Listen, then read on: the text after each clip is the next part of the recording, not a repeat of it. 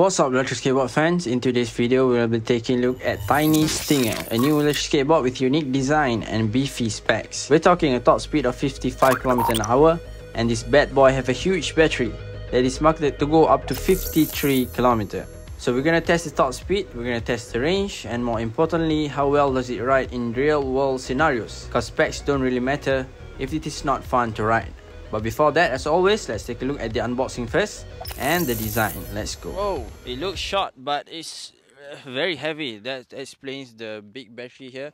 OG remote that we have seen in a lot of electric skateboards. Spare belts. So spare belts is very important. If it snaps, you can change it right away. The yellow T2 inside, a orange tool, a very cute little charger. So it's a 2.5 amp, not too slow, not too fast. Normal charger, not a fast charger.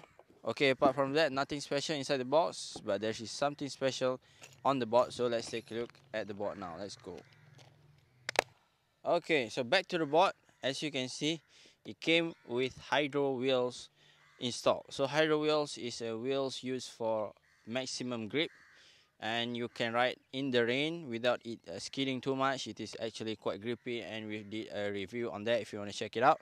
This is the first time I've seen this design, like a wave. So you can see here, the shape here is like a wave here. What about you, graphic designer? Yeah, there's a lot of screws here. It looks like a mini board, but it's not.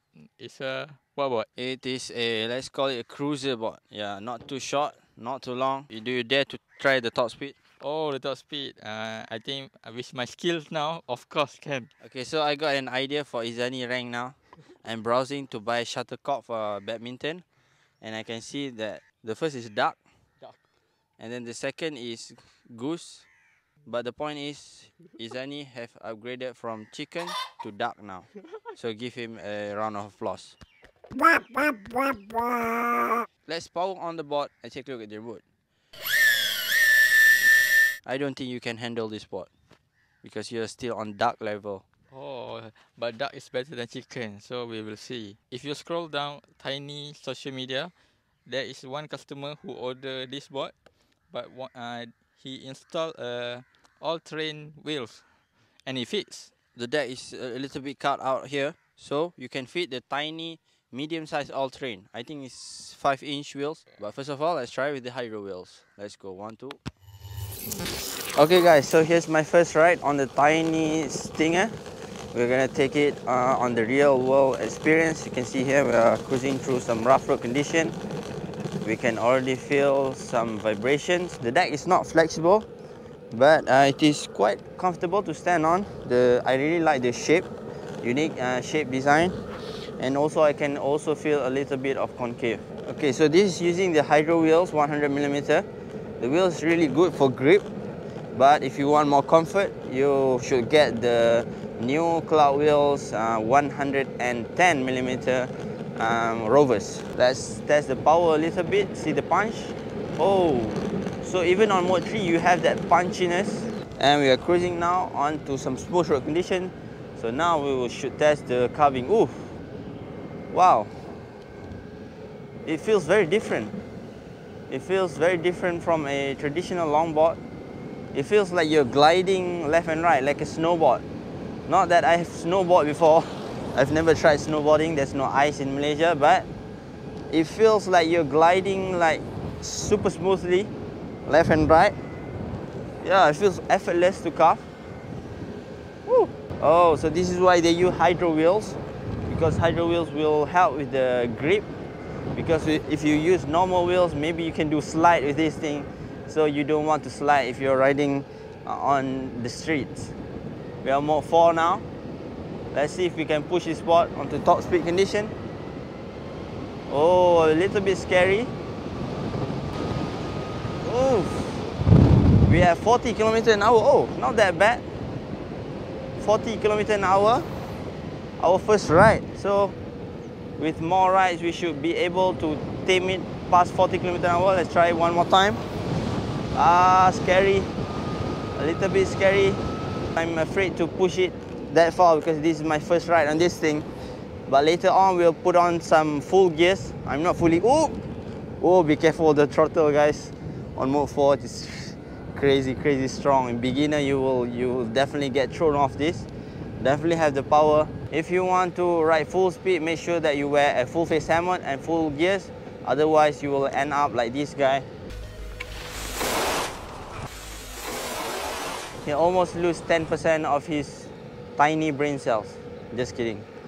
Okay, now let's try the kicktail of this thing. The kicktail is further back.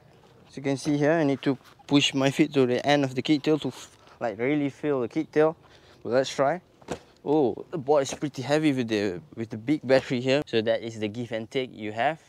More bigger battery, more range, but a little bit heavy to do your kick turns. But this should be more than enough. Like for example here, if I miss a turn here, I need to reroute. I can just push this board and reroute to this side. So it's not for tricks, definitely, because of the weight of this thing, but it does the job. Let's see if we can do a full U-turn here. Let's see. So a full 180 U-turn looks like this. Oh, not bad. Not exactly 180, but we can ride it out on this way. So that is the kicktail. I think Meepo Flow kicktail is a little bit better because it is like closer to you. Like this, you need to move your feet further back, which is a little bit awkward at first. But over time, you will get used to this. You can still pick it up like this. I'm around 175 centimeters. You still need to pull it up like that. More difficult, I think. Oh, this is okay. But carrying it like a luggage, it is not possible.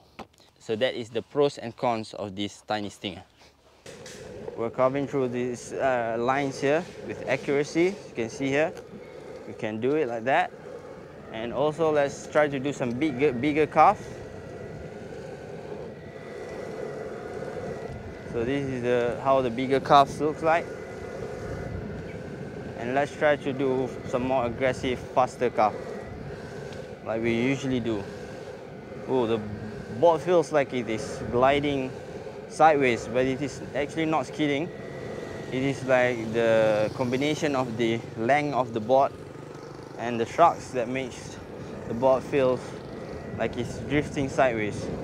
Now let's get to the range test and top speed test results. For a 70 kg rider riding moderately fast in mode 3 and 4, we get around 35 km. 35 km is far from the marketed 53 km range, but it is still a respectable range for this type of electric skateboard. For comparison, we only get around 25 km on Meepo Flow when we ride it aggressively. For the top speed, after wearing full gears, we finally managed to push up to 47 km/h, and we think the board can go faster, but because the board is higher to the ground, the board starts to wobble around 47 km/h and it gets a little scary, so it doesn't feel that stable in higher speeds. So the question is, who should get Tynee Stinger? If you're looking for a cruiser type electric skateboard with a kicktail, you want power and you want good range, Tynee Stinger is the board you are looking for. It has more power and more range than the Meepo Flow, but in our experience riding both of the boards, we think Meepo Flow actually have better riding experience. Leave a comment down below if you want to see that comparison, subscribe, and see you guys in the next one.